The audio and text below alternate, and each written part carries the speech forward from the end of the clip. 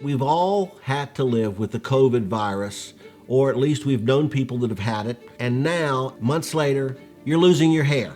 If you find yourself in this situation where you're having major hair loss after being a COVID survivor, this show may be for you. Welcome to this episode of the American Medical Podcast with our host, Dr. Michael Kanosky, a board-certified plastic surgeon, hair restoration specialist, and medical director of AMP Mississippi. Today we're going to talk about a very timely issue, the COVID virus, and most importantly for us, we're going to talk about the late-term or long-term problems that people are having, including massive hair loss, and how we might be able to recognize it and treat it, and maybe make you feel a little bit happier after the COVID virus. We all are very familiar with COVID virus. It's been in the news so much, and we've all had either ourselves or family members or people we know with this terrible problem. Now, having said that, we've all recognized the common symptoms, everything from high fevers to feelings of fatigue, muscle aches, and sore throats, and so forth. The fact is that this is even more severe in a subset of patients, often older patients or people with other health problems. They get severe shortness of breath and get very sick very quickly. Many people ending up going to the hospital and some staying in the hospital for treatment. But what many people don't know is that there are some long-term effects, lingering effects. For example, in this next slide, you're going to see a patient who, unfortunately, is having some of those long-term effects with hair loss. And when I say long-term effects, effects that can pop up 1, 2, 3, or even more months after coronavirus is over, and you think you're doing well. So when you look at the long-term effects, we call them sequelae. You may have heard that term before. You see a whole bunch of things that doctors are talking about that many patients have. Well, the ones that get the most press up to now are things like brain, heart, lung damage, things that are very dangerous. We're also seeing a lot of patients that have come down with blood clots, and of course mood swings, feeling of depression and isolation. But now, some months after the COVID pandemic started, we're seeing something even later, and that's major hair loss. First of all, about 35% of adults in a CDC study back from July have some of these long-term problems. So about a third of patients, even after they totally recover from COVID, are still getting some of these bad problems down the road. 87% of people that are hospitalized with COVID, whether you get on a ventilator or not, 87%, or almost 9 out of 10, are having some symptoms long-term. There's another study that shows that versus SARS or RSV, respiratory syncytial virus, they don't tend to have a lot of long-term problems, but COVID does. COVID is a little bit different in that these long-term symptoms seem to be lasting in a very long period of time, and we don't know when they're going to end. Indeed, there was a survey out of Indiana that out of 1,500 people, 400 had long-term hair loss after they had COVID virus. So that's about 27% of people that have had COVID are getting this loss. Well, the large number of people, and they number in the thousands, who've had these problems for many months have termed themselves long haulers. Here's two important facts. One, we can't really predict who is going to get these symptoms, nor can we predict how severe these symptoms may be, and we can't predict how long they're going to last, and we can't predict or guarantee that they're going to ever go away, because so far we don't have enough time since the pandemic started to the present to know if we'll ever get over these. So it's a big question, a big issue. Once again, massive hair loss every time they comb their hair or go do just about anything, they find just large reams of this hair falling out. And I want to talk a little bit about why is this happening? What's actually going on? First of all, we think there's one of three things. Either the immune system is hyperactive, it's working too hard. It's like driving your car down the interstate at 100 miles an hour. You get to that magic place where you can't control the car very well, and you may have an accident or a problem. Bad things could happen. Well, we think that the immune system is working so hard, so much overtime, that it's actually attacking some of the easy cells to destroy in our body, such as the hair follicle cells, which are very sensitive to the immune system. Another theory that's there is that we're lacking nutrients and nutrition. We're especially seeing that people that fit into certain categories, such as people that are iron deficient anemia, often seen in younger and middle-aged ladies, is one great cause of the problem for hair loss. We're also noticing that people that are vegetarians, who don't necessarily get a lot of iron in their diet, are also more susceptible to this problem.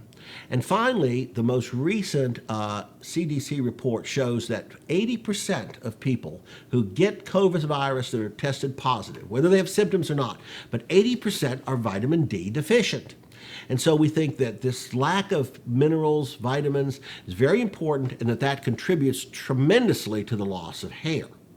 Finally, the latest theory, kind of hot off the presses, there's some physicians who are thinking that maybe the long-term high fevers people are having, the high temperature, is doing some damage to our hair follicle cells, not to the hairs themselves, but where they're implanted into, the root, if you will, and that these cells shut down to try to protect themselves, so to speak.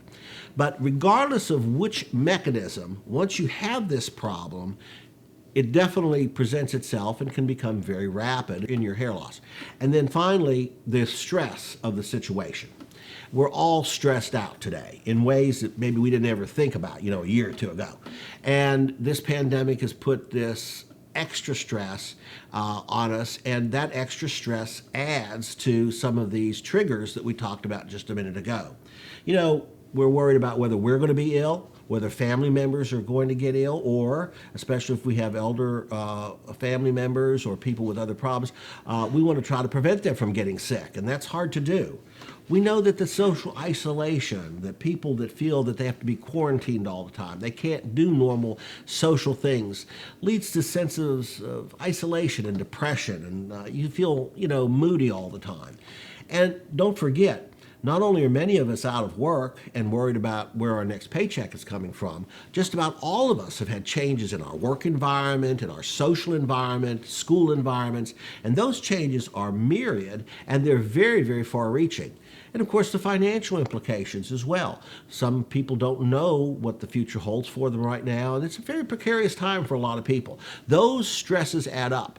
Add those on to COVID or the risk of COVID, and you've got a perfect scenario for the maximum amount of stress that'll cause the maximum amount of hair loss. This is somebody who probably feels like she's got to get the kids out of bed and to school, but she has to homeschool them, so they're not going to go away for the day. Number two, she feels like she's got to balance the budget even if an income's not coming in. She's got to worry about whether she has toilet paper and other supplies, at the same time staying isolated, but doing things in a new way that she doesn't sometimes even know how to get done. And if you're one of those people, that's stress magnified to the max, and that gives you a reason for this hair loss. Let me tell you about why it's happening and the cycles of the hair and why it happens in the way it does and at the time it does. For example, 1 to 2 months after feeling that you've got COVID, getting over it. We have 3 simple cycles. The first cycle is called anagen. It lasts for years, and it's the growth phase. The second cycle is called catagen. That's a transition phase where the growth slows down to nothing, and that only lasts for a couple of weeks. And then the third portion is called telogen. That's where you have a hibernation, and it usually lasts for a couple of months at a time, so not very long. Our hairs go through different phases at different amounts of time. Anagen, well, 80 to 90% of our hairs at any one time are in this growth phase, and this phase lasts for years. Telogen, on the other hand, maybe 10, at the max, 20% of our hairs are in this, and it only tends to last for a few months at a time. It's our resting or hibernation phase. When you synchronize this phase of telogen, which is the hair loss phase, then we run into problems. Telogen effluvium. That's the medical term for the way the hair is actually lost. It's not the disease itself, but the actual way or mechanism. What's happening is that all of our hair follicles are being forced into the telogen phase by some type of stress, shock, disease, trauma. At least 50%, maybe more. Some people, all of the hair follicles can be pushed into this cycle, and then all of a sudden you have massive loss because everything goes into the resting phase all at one time. There are 3 ways this happens. It's rapid shock, That's the person who may have trauma and undergoes some physical problem that may only last a couple of hours. Then there's an accumulated shock. That's the person that has a more long-term problem. COVID kind of fits into that category where you can be sick for several weeks. And there's what we call the truncated or slow growth problem. This is a chronic problem where the hair very slowly slows down, one hair after another, slowly goes into telogen, and your loss continues for the longest period of time. That's also being seen in COVID virus, and it's the most dangerous of the three because it appears to be the most long-acting, long-lasting, and it's the one where you lose the most amount of hairs. So how do we make a diagnosis for you that telogen effluvium is actually going on? It basically is very straightforward. We take a very detailed medical history, and that history is all important because it can give us the clues we doctors need to be able to diagnose you.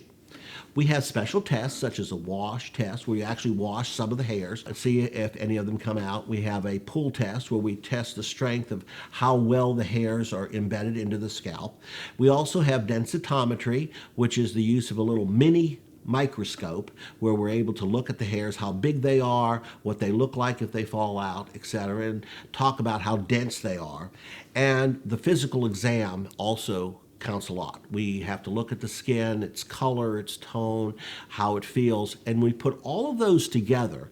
And if we have the right data information, and we usually do, we're able to help make a diagnosis of telogen effluvium. Now, once you have that diagnosis, the next question, and what we're going to talk about next, is what do you do? The first thing is we try to reduce your stress, your sense of anxiety. Some people may need anxiety medicine to kind of release their stress or lower their stress, at least for a period of time. We look at dietary supplements. A lot of people aren't getting the iron, the vitamin D, or other nutrients that they need that can make them feel more stressed all the time. We're going to take a look at your hormones as well. Hormone levels such as your thyroid, estrogen, testosterone, steroid-type hormones that are natural in our body, because if they're out of balance or have been thrown out of balance by COVID or other problems, then we need to work to get them back into balance, and we can help your hair loss. Finally, we try to get all of our patients to avoid perms and other types of treatments to your hair that produce a lot of heat or irritation to the hair and the scalp. So far, it's a little early to tell how long patients are going to have to deal with the hair loss problem. We know it can be a multi-month problem, but hopefully by either the end of the year or early next year, we'll have more data to be able to inform you with. We do know that those people who have the most severe loss recover the least. So we think it's pretty important that if you're having loss, get it looked at and treated as early as possible. There's one drug approved by the FDA for COVID right now, remdesivir. This is what President Trump took. There are some additional clinical trials on other medications, but we don't know for sure whether these drugs are going to be that helpful in preventing COVID or slowing down any hair loss. And of course, our long-term hope is for a vaccine. Once we're able to vaccinate against COVID, then of course there won't be any post-COVID stress, post-COVID hair loss. So, my advice, my recommendations to you. Make sure that you get some advice and some treatment early on, that you're not one of those people that loses all of their hair sitting at home, and then there may not be a lot you can do. We're going to check your hormone levels. Make sure that they're optimized. We're going to take a look at all of the other things in your life to try to make you feel like we have more control over these things, put them back into balance. And of course, we want you to avoid perms, dyes, and other types of treatments to the hair, which can cause damage. So we're very, very hopeful that while there's no miracle cure yet, no absolute answers, what we're doing and working on very swiftly is to try to come up with ways to prevent hair loss, lessen it, and hopefully one day with the vaccine to have this problem behind us completely. Thanks for your time today. To hear more episodes of the American Medical Podcast with Dr. Kanosky and his medical and wellness guests, follow us online. American Medical Podcasts, amplifying health and wellness.